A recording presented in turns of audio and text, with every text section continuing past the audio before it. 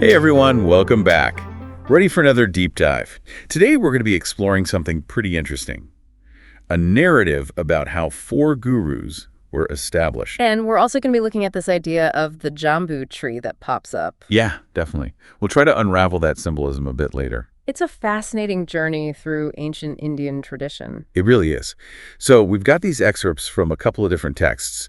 40, die Schildering, die Etablierung von 4 Gurus 393-400.pdf, and Der Anregsager von Kabir Osien der Liebe. And of course, some of the visuals from those texts to help us piece it all together. Right, like piecing together a puzzle, kind of.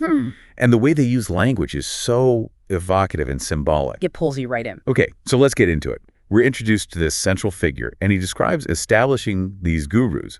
First up, we've got Rai Banke Ji, who lived on the banks of the Gahaladesh River, and then Sat Ji, who lived on the island of Shilmil. And here's where the language gets really interesting.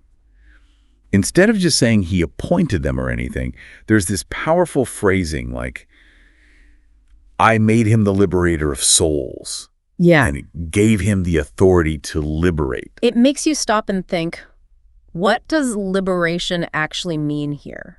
Because in ancient Indian thought, you've got moksha. That's that liberation from the cycle of death and rebirth. Achieving enlightenment, that kind of thing. Exactly. So it's not just about leading a community or imparting some knowledge. It's about guiding others towards this big spiritual This ultimate liberation. goal.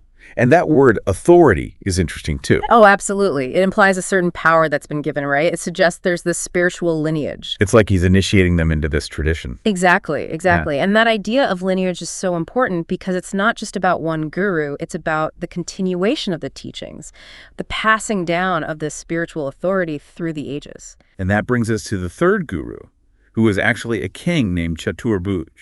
He ruled from this palace in Darbhanga, and like the others, he receives Sat Shabd from this mysterious figure. But there's this little detail.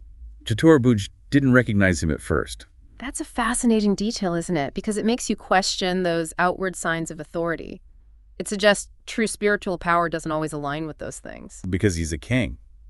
You'd think he'd be able to recognize. Appearances can be deceiving? Right. So what does make up true spiritual authority then? Is it more about inner wisdom, their actions, or, like we were saying before, guiding people toward liberation? These are questions worth exploring. And it seems like the text is pushing us to look beyond the surface, to consider that true spiritual understanding might come from the most unexpected places. Okay. And we're just getting started. Speaking of unexpected, we got to talk about this jambu tree. Sounds kind of random, right? Yeah. What's the deal with this tree? It's more than just a tree, actually. It's really central in ancient Indian thought, like cosmology, mythology. So we're not talking about your average oak tree in the park then? No, not at all. It's often depicted as this massive cosmic tree, roots in the underworld, branches reaching up to the heavens. Wow, that's pretty intense. You mentioned maps earlier, and it makes me think, isn't the jambu tree also used to represent India itself sometimes? You're exactly right. So this mythical tree helps people understand how huge and diverse the land is. Yeah, exactly.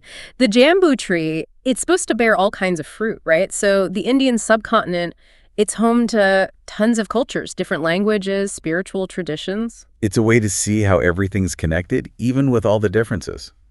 That's a cool way to look at it. Yeah. I'm guessing this tree shows up in other stories too. Oh, absolutely. You see it in our sources, for example, like in the Mahabharata, one of those epic poems from ancient India. Right.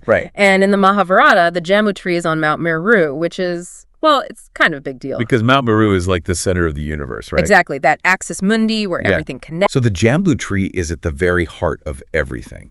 That's pretty powerful imagery. And then there's that whole thing about its fruit, right? Oh, yeah. They're described as being huge, like the size of elephants. Elephants. And when they fall, their juice is said to create a river that flows through the whole land. Wait, so there's this river, and it's made from giant magical tree fruit. I mean, that's an image that really sticks with you. What do you think they were going for with that? Well, if we think of the jambu tree as India, then that river, it could be like the lifeblood, the energy that sustains everything, that connects everything. Or maybe even the knowledge and wisdom that gets passed down, like the river flowing through generations. Exactly. Recognizing where that nourishment comes from in both a physical and spiritual sense. It's interesting how this imagery seems to loop back to those ideas about liberation we were talking about earlier. Yeah. It's like that river flowing from this cosmic source, could be a metaphor for the path towards enlightenment, don't you think? It really makes you think about those four gurus, right? And that whole Sat Shabd thing feels like we're getting to the good part. Definitely. That phrase, Sat Shabd, it's like a key to understanding these texts on a deeper level. It pops up again and again, right? With each guru, so you know it's important. Okay, so break it down for me. What's the significance? What does Sat Shabd really mean here? Well, in ancient Indian philosophy, Sat often refers to truth or ultimate reality, you know. Okay, yeah, I'm with you. And then Shabd can be translated as word or sound. Right. But it's more than just that, right? It can represent a sacred sound, like the sound that created the universe, or even like divine knowledge itself. Whoa, okay, so we're not just talking about like everyday conversation here. Exactly. It's something much deeper, something that resonates on a whole other level. Something that can really change a person. And when you think about it in terms of liberation, it makes sense. Like Sat Shabd is this teaching or maybe an experience that has the power to wake someone up to their true nature. Yeah. It could put them on the path to enlightenment. It's like that initial spark, that first step on a spiritual journey. Yeah. Okay, so now I'm thinking about the fourth guru, Dharam Das. Remember how he asks for his parents to be liberated? They're suffering in the land of Yama, right? Yeah, and it's so interesting how that's woven into the story. It's like this whole other layer of meaning when it comes to this idea of liberation. Right. Now, Yama's land is usually associated with the afterlife or like a karmic reckoning in these ancient Indian texts. Okay. But it can also be symbolic. What do you mean? Well, Dharam Das's parents, they could represent anyone who's trapped in suffering, stuck in ignorance, clinging to attachments, things like that. And the fact that they don't accept his teachings. Yeah. It shows how hard it can be to break free from old patterns, even when someone's trying to help you grow spiritually. So even though Dharam Das has reached this higher level of understanding, his parents are still stuck. It seems that way, yeah.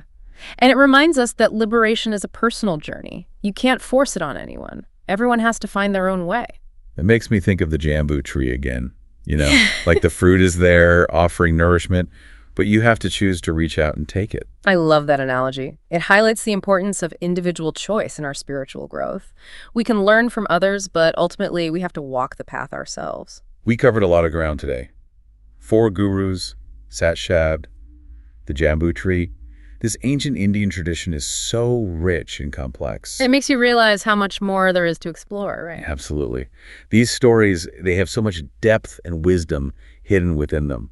So until next time, keep that curiosity alive, everyone. You never know what amazing discoveries you might make.